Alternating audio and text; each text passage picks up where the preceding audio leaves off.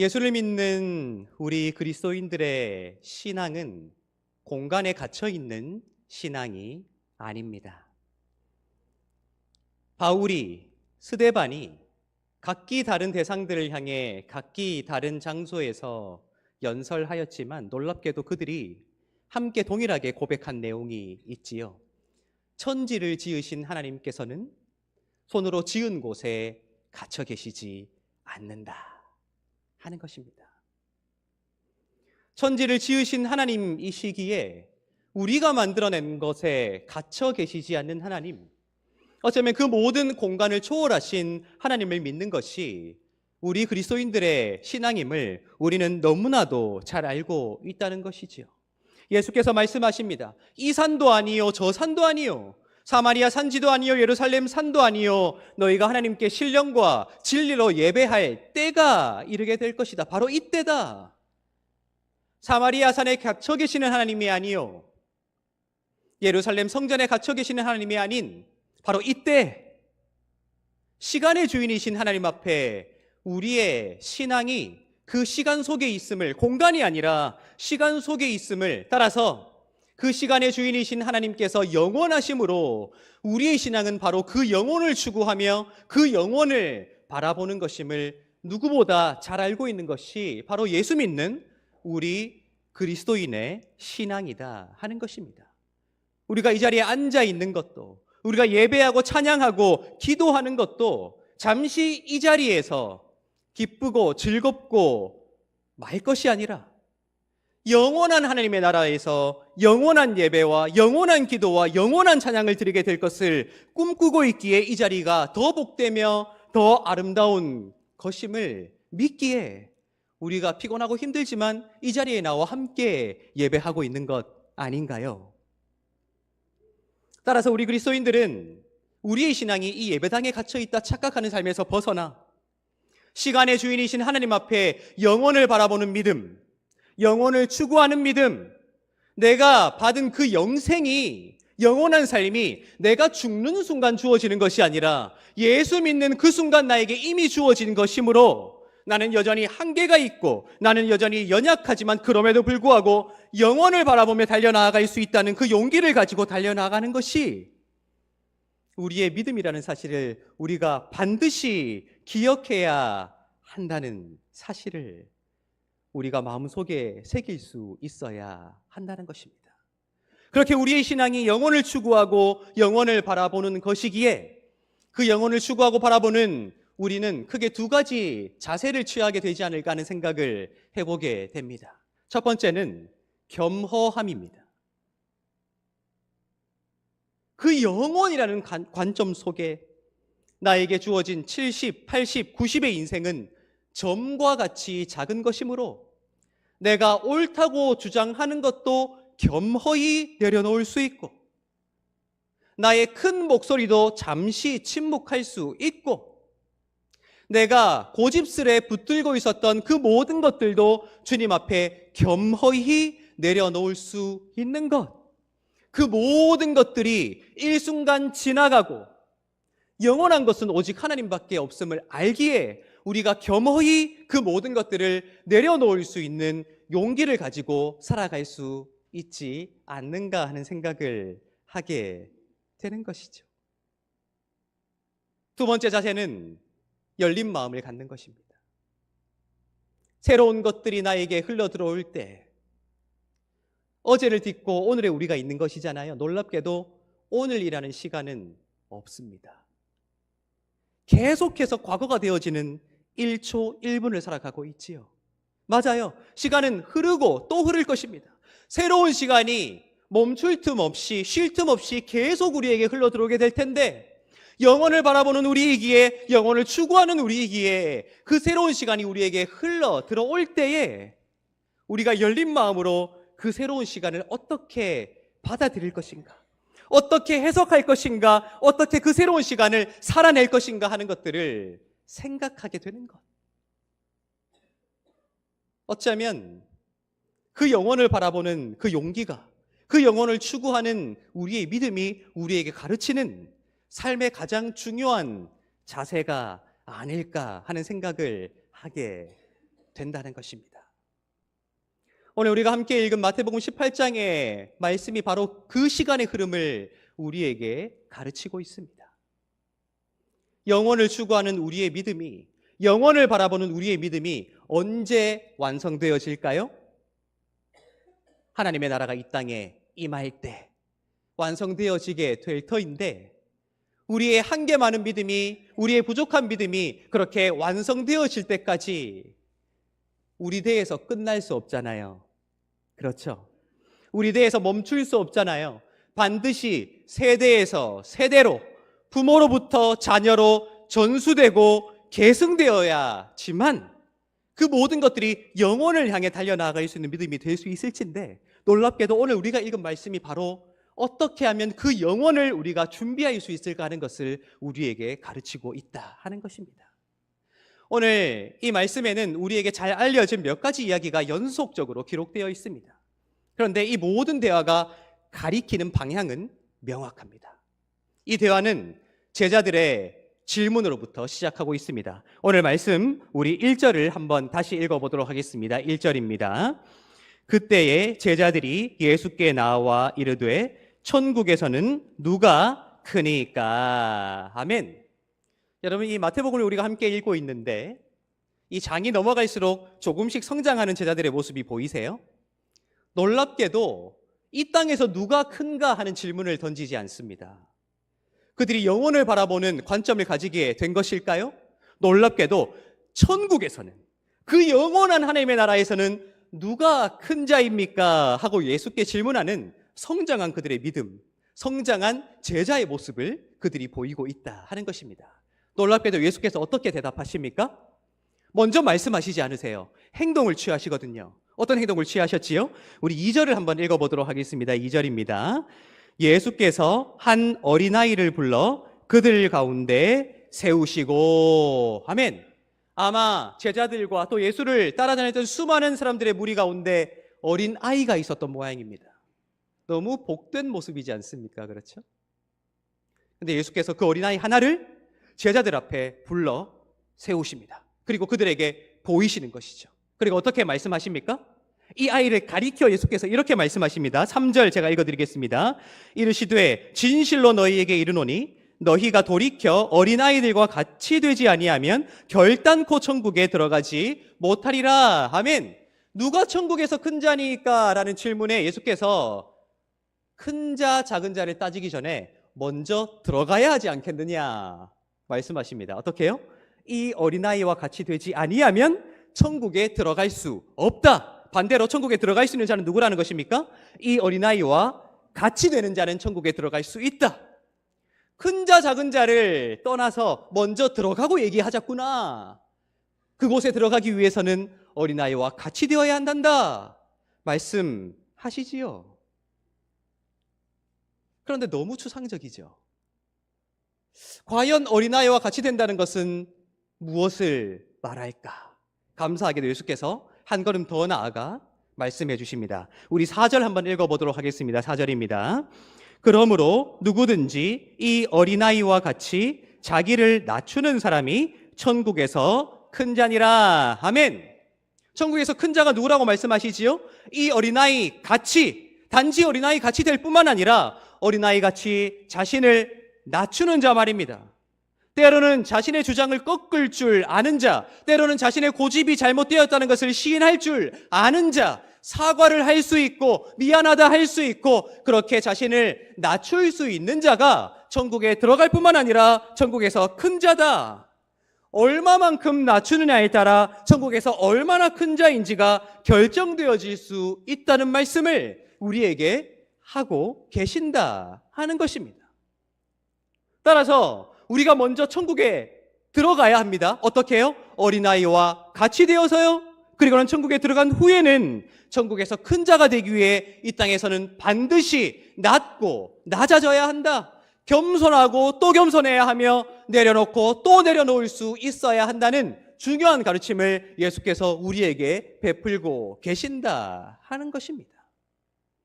우리의 인생을 돌아보시기 바랍니다. 언제부터인가 나의 고집인지도 모른 채 살아가게 되는 경향이 나에게서 발견됩니다. 언제부터인가 자존심이 너무 강해졌어요. 언제부터인가 자존감이라는 이름으로 내 교만함을 감추고 있습니다. 언제부터인가 남의 말은 듣지 않고 내 주장만을 큰 소리로 외치는 내 모습이 발견됩니다. 여러분, 어린아이와 같이 낮추는 모습과는 거리가 멀다는 생각해 보시지 않으시는지요? 간절히 부탁드리는 것은 어린아이처럼 되시고 어린아이와 같이 하나님 앞에 사람 앞에 스스로를 낮춤으로 예수께서 십자가에까지 당신을 낮추셨기에 지극히 뛰어난 이름을 하나님께서 주셨던 것처럼 우리도 낮추고 낮춤으로 천국에서 큰 자로 인정받게 되시기를 예수님의 이름으로 축복합니다. 그런데 중요한 것은 이어지는 말씀의 주제가 훨씬 더 길게 기록되어 있다는 거예요. 누가 천국에서 큰 자입니까? 어린아이와 같이 되지 않고는 천국에 들어갈 수 없다. 어린아이처럼 자신을 낮추지 않고는 낮추는 자가 천국에서 큰 자이다 하는 가르침 후에 예수께서 벼랑간 꺼내 드신 주제는 실족과 잃어버린 양이라는 거예요.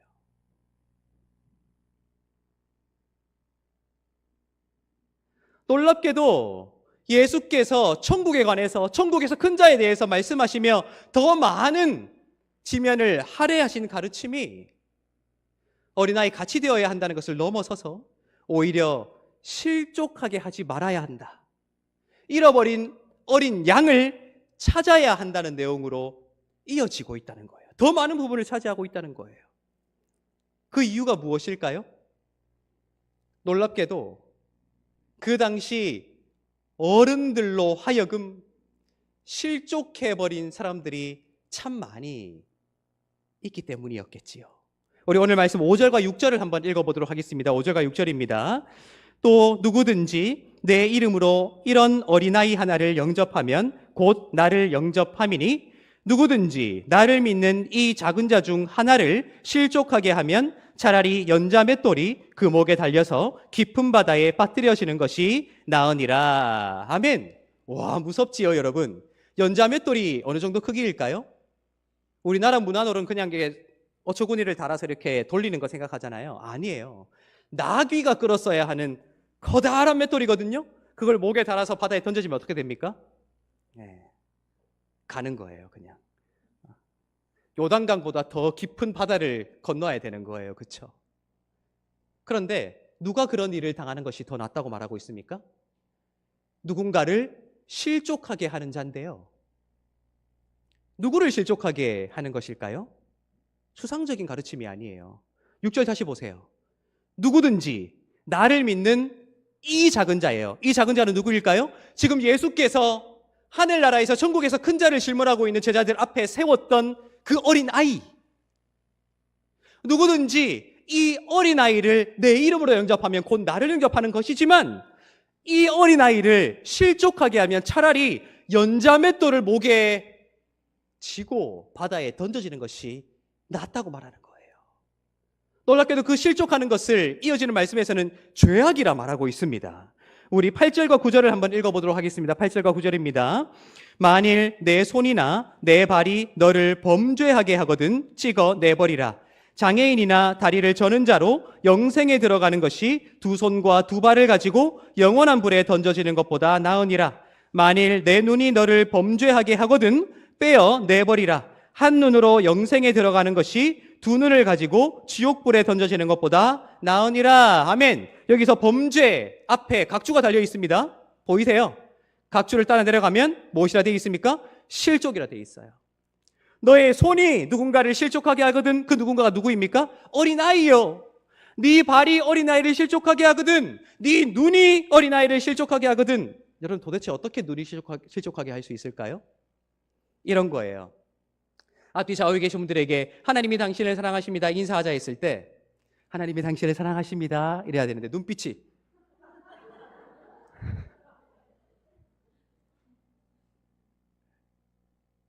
하나님 예배하는 자리에 가 이제 얼마나 기쁜지 몰라 아이들에게 말해야 되는데 아이들한테 막 너 예배 안 되면 용돈 없어? 그런 눈빛? 그것이 이 어린아이를 실족하게 하거든 차라리 빼버리라. 추상적인 가르침이 아닌 거예요.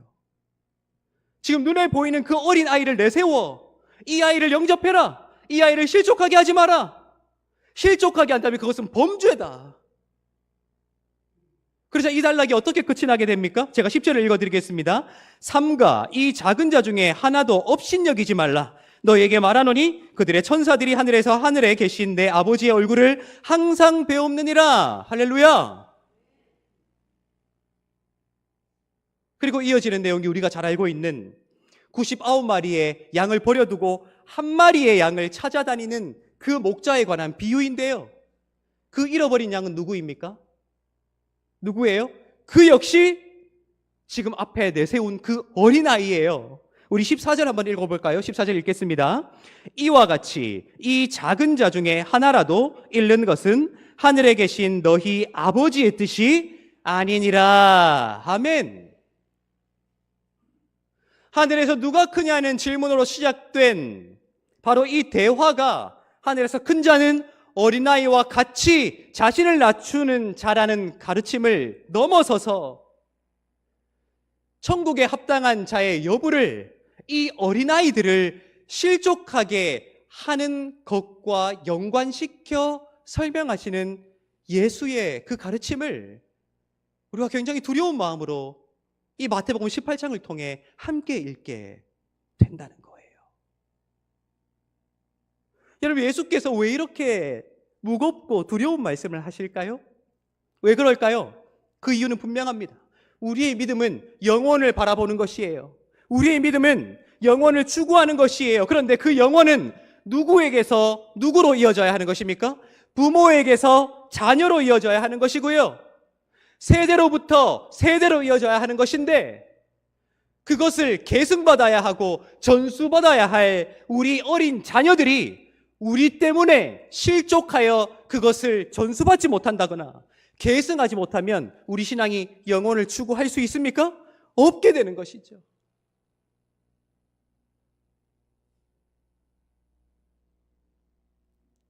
따라서 예수께서는 그 당시로서는 파격적인 말씀이었을 것입니다. 인구수에도 포함되지 않았던 그 어린아이를 제자들 앞에 내세워 이 어린아이 같아야 한다. 이 어린아이 같이 자기를 낮추어야 한다. 이 어린아이를 실족하게 하는 것은 범죄다. 이 어린아이 하나라도 잃는 것은 하나님의 뜻이 아니라고 세대에서 세대로 부모에서 자녀로 그렇게 영혼을 추구해 나가야 할 우리의 신앙이 우리 어린 자녀들에게 반드시 계승될 수 있도록 내가 실족하게 하는 자가 되지 않도록 그 잃어버린 우리 자녀들을 반드시 되찾아오도록 주님께서 우리에게 도전하고 계신다 하는 것입니다.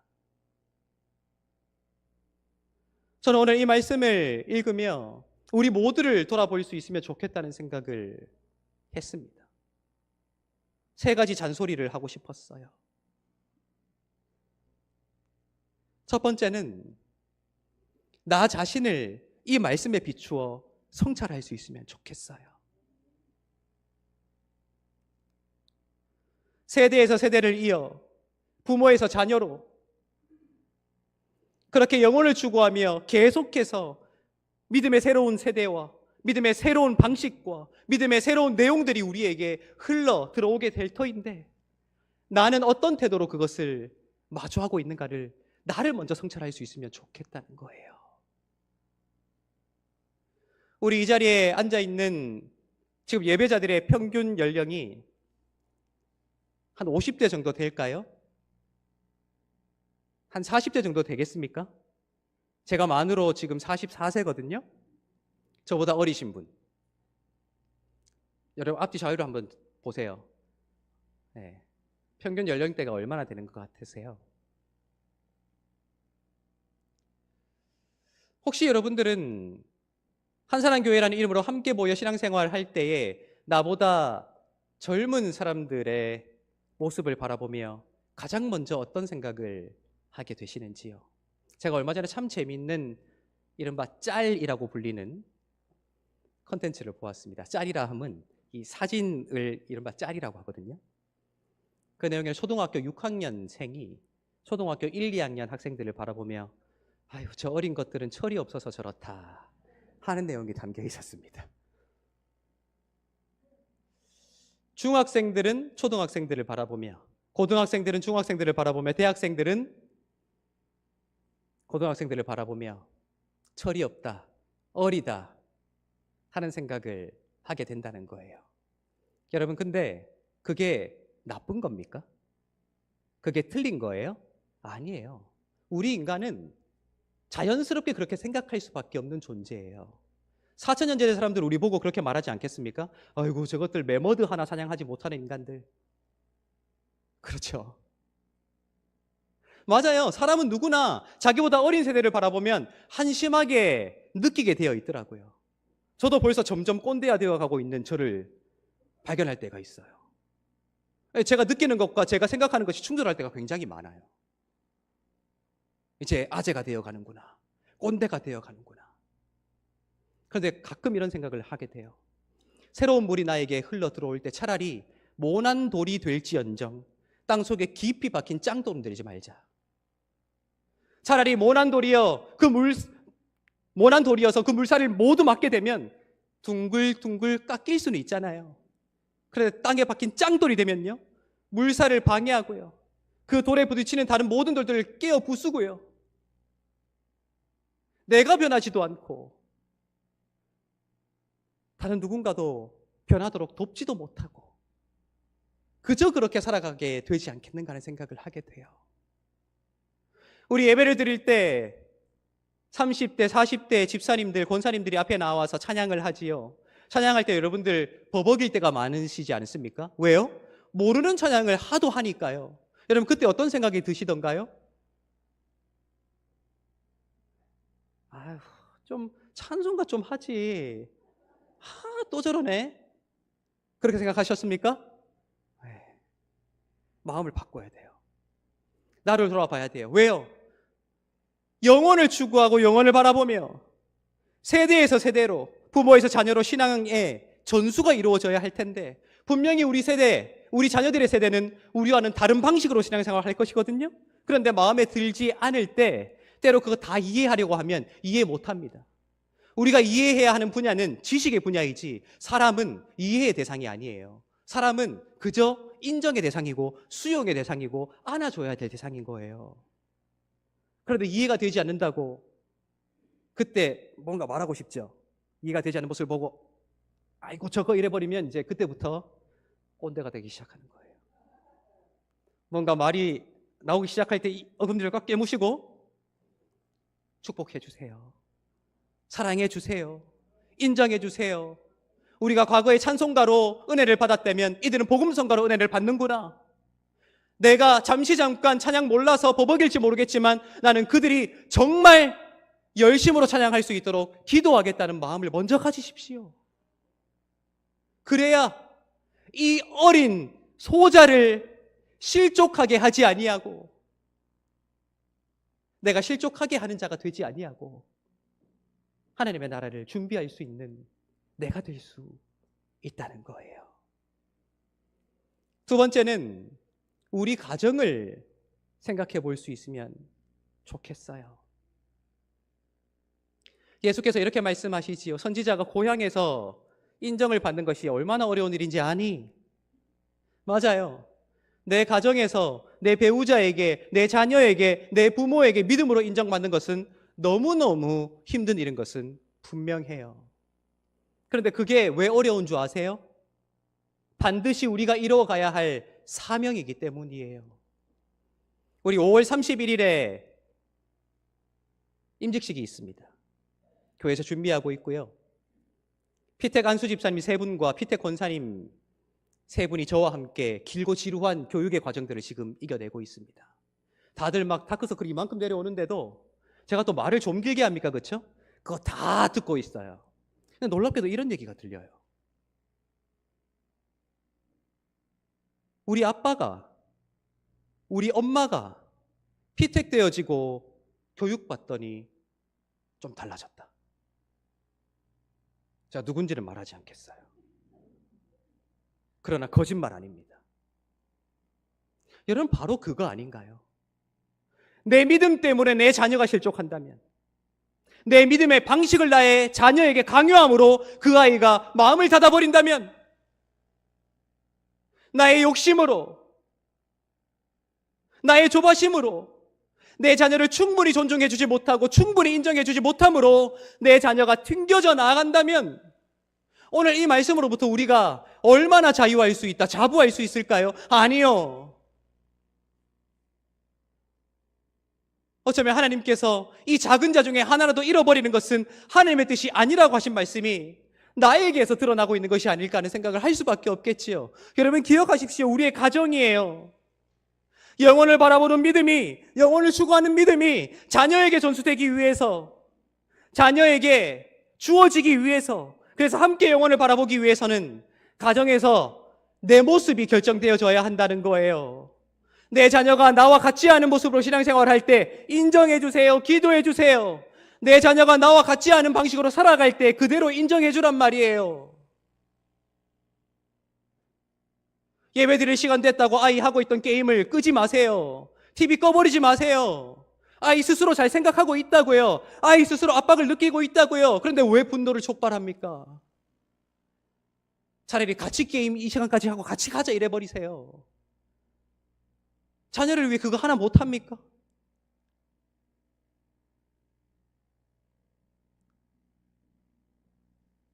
영혼을 추구하는 믿음, 영혼을 바라보는 믿음이 반드시 내 자녀에게, 또 그 자녀가 자신의 자녀에게 전수해야 할 텐데, 가정에서의 내 모습이 그 어린 자녀를 상처받게 하고 성가시게 하고 마음 다치게 하고 실족하게 한다면 어떻게 우리가 영혼을 바라보는 그 시간 속의 믿음을 우리가 견지해 나갈 수 있을까 하는 것을 성찰해야 한다는 것이죠. 세 번째는 우리 교회를 바라볼 수 있으면 좋겠습니다. 여러분, 한국교회가 이미 수십 년 전부터 이런 이야기들을 많이 했죠. 젊은 세대가 없다.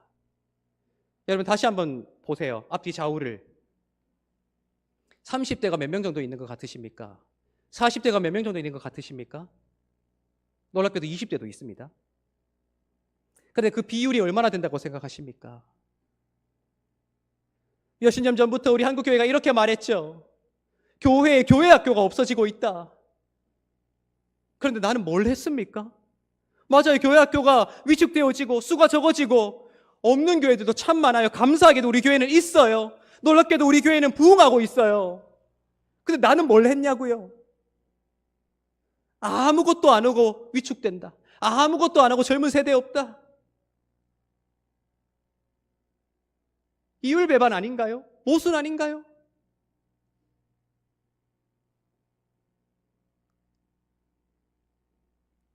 우리가 지금까지 한 영혼을 살리기 위해 참 많은 전도를 해왔었습니다. 여러분, 전도하면 가장 먼저 떠오르는 방법이 어떤 방법이신가요? 전도지 들고, 티슈 하나 들고 나아가서 만나는 사람들에게 예수 믿고 천국 갑시다. 한사랑교회에서 나왔습니다. 가가호호 돌며 문고리에 그것을 걸어 두었던 전도의 방식을 많이 해보셨습니까? 맞아요. 저도 어릴 때 그렇게 배웠고요. 놀랍게도 저도 청년일 때 혼자 기차역에 나아가서 수많은 사람들 앞에서 혼자 그렇게 전도하는 훈련들을 해왔었어요. 네, 여러분, 지금 이 시대가 그런 전도를 할 수 있는 시대이던가요? 아니던가요? 아니에요. 일단 공동현관이 잠겨 있고요. 그거 억지로 열고 들어가는 순간 바로 신고 들어갑니다.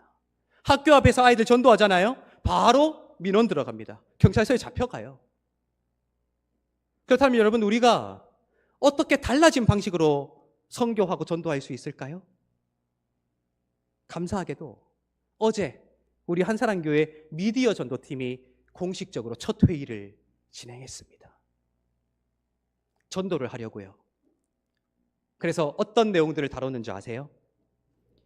유튜브에 어떤 쇼츠를 만들어 올릴까?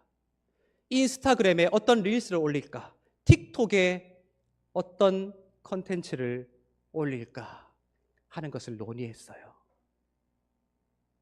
여러분, 우리 한사랑교회 매주일 예배가 실시간 송출되고 있지요. 그리고 우리 유튜브 채널을 보면 주일 예배 설교도 매주 주중에 공개됩니다. 언제 공개되던가요? 모르실 줄 알고 질문 드린 거예요. 걱정하지 마시고. 목요일 오전 7시입니다. 화요일 오전 7시에는 때로 설교로 기반하여 만들어진 쇼츠가 공개되고요. 토요일 오전에는 무엇이 공개되던가요? 찬양대 찬양이 공개돼요. 혹시 주중에 여러분 그거 한 번씩 더 들여다보시는 분 계신가요?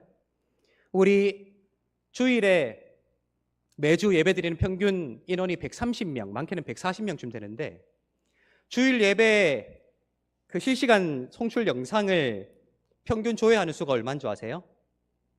50, 60 정도 돼요. 네. 쇼츠는 얼마나 될까요? 감사하게도 500, 1200 이렇게 돼요. 근데 그거 보신 분 손 들어보세요. 없는데도 그만큼 나오면 누가 본 것일까요? 바로 그겁니다. 바로 그거예요.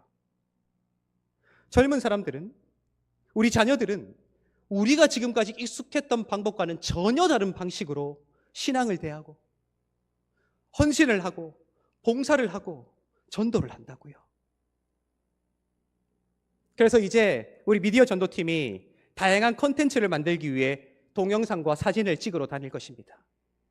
여러분들 그때 여러분들에게 카메라가 다가올 때 여러분들 어떤 반응을 보이실래요?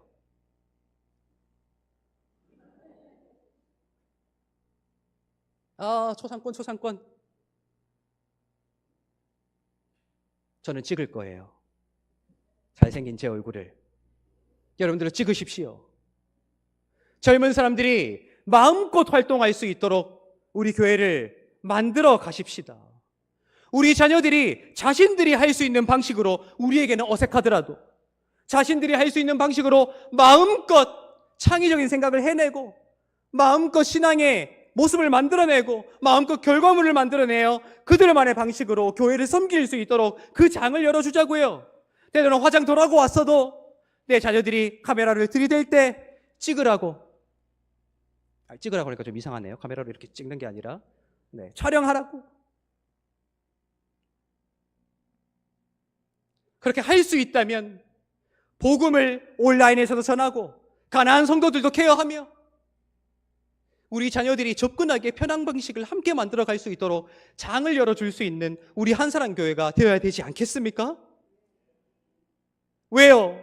우리 신앙은 영혼을 바라보고 영혼을 추구하며 그 영혼 속에서 세대에서 세대로 부모로부터 자녀로 그 신앙을 전수해야 하고 계승해야 할 텐데 내 고집 때문에 나의 어떠함 때문에 그것이 끊어지고 자녀들이 교회에서 뿔뿔이 흩어져 버리고 자녀들이 실족하여 하나님을 떠나버린다면 우리는 정말로 큰 실수를 하고 있는 것이기 때문이에요.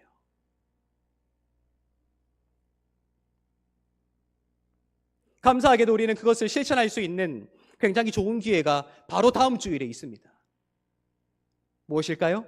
온 세대 통합 예배를 우리가 함께 드림으로 자녀들과 다 같이 예배 드리죠. 그때는 성경도 쉬운 성경으로 읽지요. 그때는 예배 순서도 자녀들이 하지요. 맞아요. 미숙할 수 있어요. 어색할 수 있어요. 애들 앉아서 떠들 수 있어요. 근데 여러분, 애들 소리 단 하나도 들리지 않는 삭막한 예배보다 애들이 울고 웃고 떼쓰고 하는 생동력 있는 예배가 더 행복하지 않던가요?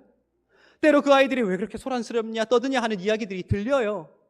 여러분, 그때는 잠깐 침묵하는 용기가 필요해요.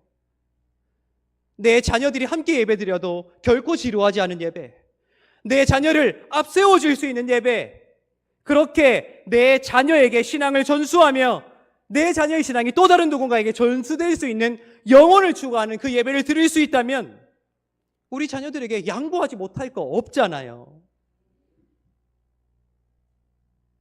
그렇지 않던가요?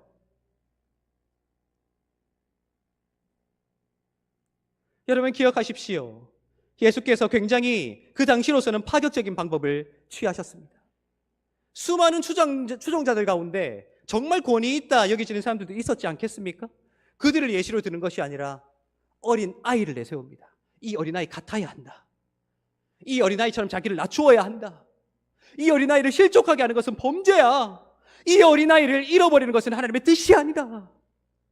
따라서 이 아이를 잃어버린 그 양을 찾아오기 위해서는 이 아이로 실족하지 아니하고 만족하며 신앙생활 할 수 있게 하기 위해서는 너희가 무엇을 해야 할까? 그 고민을, 그 상상을 주님께서 우리에게 맡기고 계신다. 그러므로 우리는 차라리 다듬어지지 아니하는 돌이 될지언정 땅에 깊이 박혀 빼내지지도 않고 다듬어지지도 않는 짱돌은 되지 말자. 가정에서 변화된 내 모습을 먼저 보여주자. 교회에서 우리 자녀들이 마음껏 뛰어놀 수 있도록 소란스러워도 어색해도 그 아이들을 밀어주고 안아주고 인정해주자. 그것으로 영혼을 향한 우리의 믿음의 여정이 조금씩 더 완전해지지 않을까 하는 생각을 해보게 됩니다. 우리 앞에 좌우에 계신 분들에게 이렇게 한번 인사하도록 하겠습니다. 당신을 통해 생명이 흘러가게 될 것입니다. 인사하겠습니다. 다시 한번 인사하실 때 당신을 통해 자녀들이 살아날 것입니다. 인사하도록 하겠습니다. 마지막으로 한 말씀만 더 드리려고 합니다. 저는 목회를 하며 가장 싫은 단어가 다음 세대라는 단어입니다. 다음 세대. 정말 비겁하고 정말 비굴한 단어라고 생각합니다. 왠지 아세요? 여러분, 세상에 다음 세대라는 것이 있을 수 있습니까? 없습니다. 1살짜리 아기도 90살 연세 드신 어른도 동시대를 살아가고 있어요. 다음 세대는 없는 것입니다. 지금 세대이고요, 우리 세대예요. 단지 조금 더 나이가 많으냐 적으냐의 차이인 것이지, 참 많은 사람들이 다음 세대라는 이름으로 사명을 미룹니다. 다음 세대라는 핑계 속에 지금 우리가 함께 이뤄가야 할 그 일을 외면합니다. 우리 한사랑교회만큼은 기도할 때 다음 세대라는 말을 하지 않으면 좋겠어요. 차라리 자녀 세대라고 하십시오. 부모 세대라고 하십시오. 세대에서 세대를 이어 영혼을 추구하는 믿음을 함께 이루어갈 한 몸이라고 고백하십시오. 그 일에 지금까지 우리가 주역이었다면 이제 우리 어린 아이들이 주역이 되어야 해요. 이제 우리 아이들이 전면에 나서야 해요. 이제 우리 아이들이 우리를 가르쳐야 해요. 그 순수한 상상력과 그 아름다운 마음으로 말이지요. 날마다 영혼을 바라보시고 영혼을 추구하시며 영혼까지 이 믿음이 이어지도록 하기 위해 실족하게 만들지 말고 잃어버린 우리 자녀들을 반드시 되찾아오고, 그렇게 천국에서 우리 자녀들과 함께 가장 큰 자로 주님 앞에 인정받게 되는 저와 여러분들의 인생이 되시기를 예수님의 이름으로 축복합니다. 행복한 교회